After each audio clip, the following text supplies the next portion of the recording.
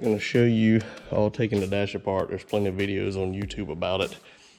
Basically, you lower the steering column, take everything loose, and then you can get to your box. Now what helps is if you disconnect your dryer out there and the lines to it, and then you can pull the box down like this to get to it. So basically I just pulled the lid off, the lid's on there like that, and here's the heater core. And I'm going to try and remove it. This one out the way. We'll pull it out. These are holding it.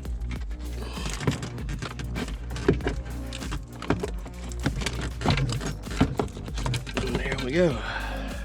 So this is the heater core. Clearly you can see that it had a leak, which sucks.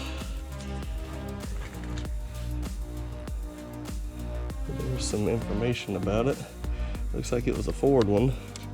Unfortunately, it did leak. So, pretty dry. The guy I bought this car from hadn't fixed the heater. He's owned it for over 5 years. He didn't want to get in there and work on it. But apparently, that is the issue. Now, here is the replacement right here. And that is going to replace this. So there you go. Now it's just a matter of putting it back in, pushing everything back through here, tightening it up, hooking everything back up. Not the most fun job in the world.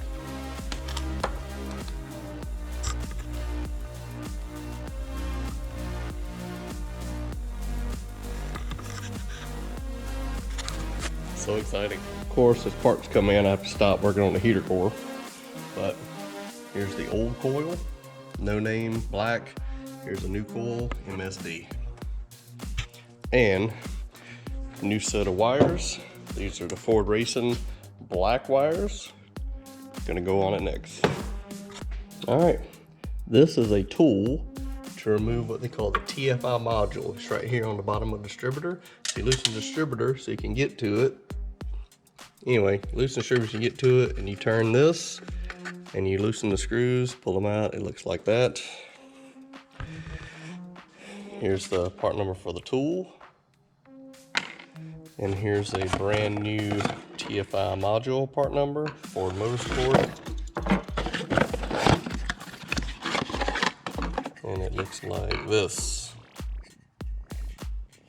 So, while my car cranks and runs, you'll notice I changed the coil and I'm changing the TFI module. Those are two of the key things for a Fox body that'll make this thing not only run bad, run intermittent, cut off randomly. So you know what? I'm just gonna say all new stuff. So, cap rotor, spark plug wire, spark plugs, coil, TFI module. I should have zero issues with spark. All right, as you know, working on some wiring now. Stuck the dash back in there for now. I got some wiring to figure out. I noticed I got some wires cut and everything on here, and the horn didn't work, so I pulled it off. Found I don't have voltage going to the red wire for a Momo. The black's ground, the green with yellows for your cruise, and the red's supposed to be the power. Have no power, so I got to trace that out, add power to it so my horn works. My trunk popping mechanism button up there in the glove box wasn't working, so I went in here and I pulled this off, pulled the bolts out, made sure over here in the corner that everything was plugged in for the harness, and it was. Pulled this out and it was not plugged in. So I don't know what happened. So I plugged it in, hit the button, boom, click, click, it works. So little things there. This is the trunk area. It looks dirty with my tools in it, but I did just vacuum it out. And here's the board, and there's the actual factory spare tire and jack, but no lug wrench, which is fine. I'll put one in here. But yeah, so far, it's shaping up like I thought it would be. Look what came in the mail today, directly from Pro 5.0, the Power Tower. Man, these things are awesome. Pro 5.0 shifter's the way to go if you got a Fox body. Look at that. Awesome, right? Because believe it or not, The old Fox Saleen here has a stock shifter, handle and all. Crazy, right? How can a 5.0 Mustang after all these years have a stock shifter in it? But it does. It has a stock shifter and stock handle, or it did. All right, got another piece of the puzzle. This is a BBK adjustable fuel pressure regulator. Goes on the rail.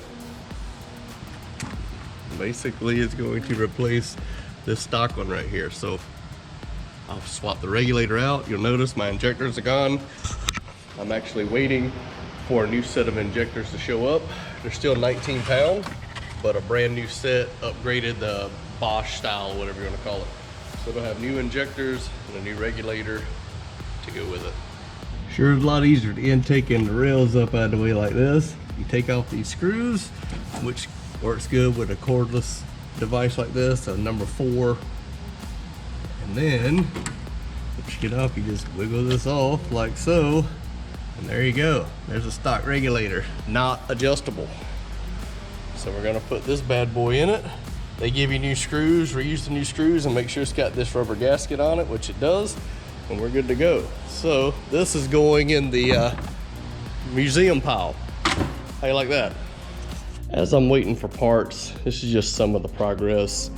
See, I got my decals under the hood, my coil cover, cap rotor, Ford racing wires with the separators there. Doesn't that look nice?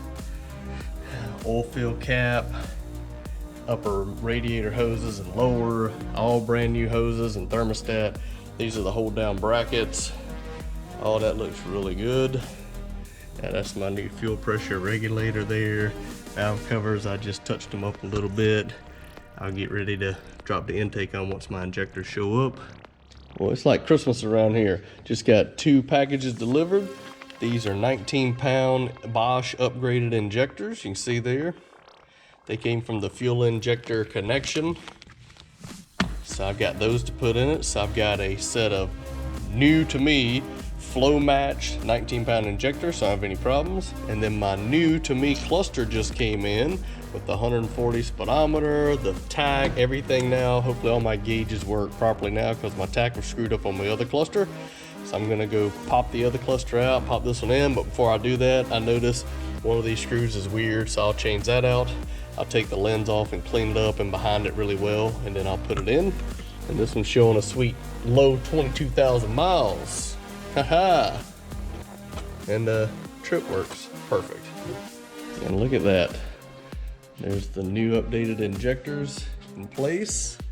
Tightened down, harness hooked up. Adjustable fuel pressure regulator in place.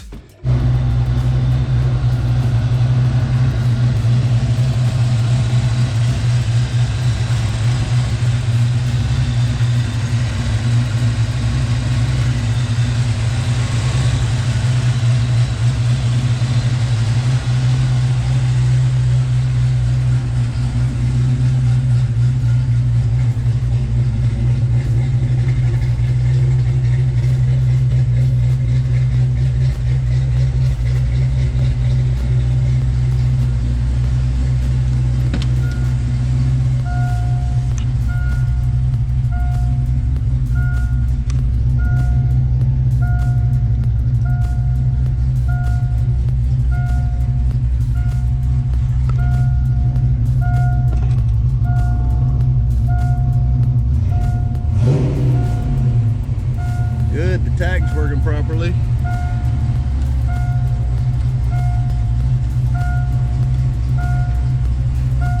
All right.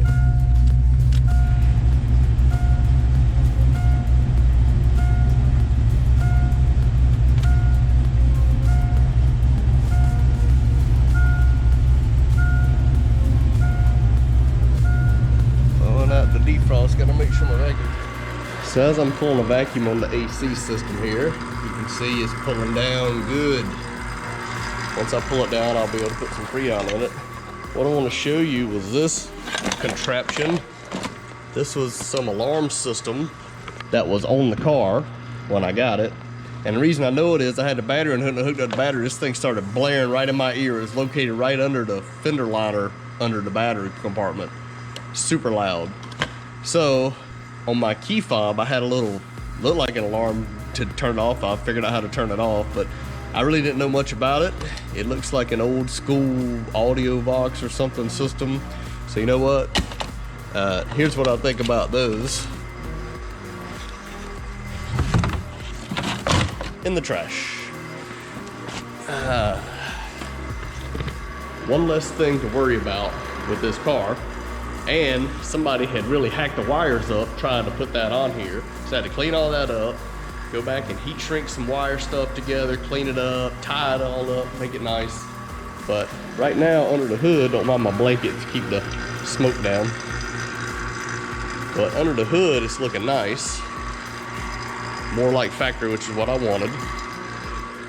And then over here inside, I'm literally waiting for my paint to come in. I've got some smoke gray paint coming in, which is the right color for this car. I'm gonna repaint the console, mask off the dash and paint it so everything looks the same like it's supposed to. I've got to really scrub and clean the carpet, get new mats for it. But in here, the only thing I have left over from the old wiring is this relay that was right here. And I might keep it for later on if I put some stereo or amp or something in here. I already have a relay wired up. I'll just tie it off and tape it up for now. Here's my antenna connection. Again, these are the grounds. But everything else is back the way it should be from the factory. I'm just waiting right now to get my paint, like I say, to paint and put everything back together, and then I can reassemble the cluster and all. So far so good. It's coming along. It cranked, which I was concerned taking that alarm off. It was going to affect how it actually started, but with the new injectors and fuel regulator, the fuel regulator had it low. It was only like 34 pounds with no vacuum, so I put that up between 39 and 40 with no vacuum, which is kind of the 38 to 42 is a setting. I always like to go 39 to 40. And then I set the timing. I got the timing on 14 degrees with the spout plug disconnected. So with all the good parts and the fuel and everything, I hope this thing runs fantastic. Again, I'm looking for more of a what could have been done back in the late 80s, early 90s.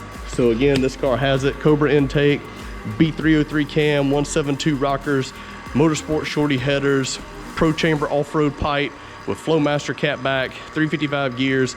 All this contributes to the performance of the car. So is it a rocket ship by today's standards? No. By 1987, absolutely. So this car was rated at 225 horsepower. And realistically, at the back tires, it might have put out 150 to 180. And now with the mods and all on it, I'm hoping it puts out between 200, around 200 to 220-ish if I'm lucky, but with stock heads, you never know. But I'm gonna shoot for 200 to 220 like it is, maybe more, maybe less, but that should be the ballpark. And again, today's standards, a V6 car today makes over 300 horsepower. So, you know, it's still period correct for the year.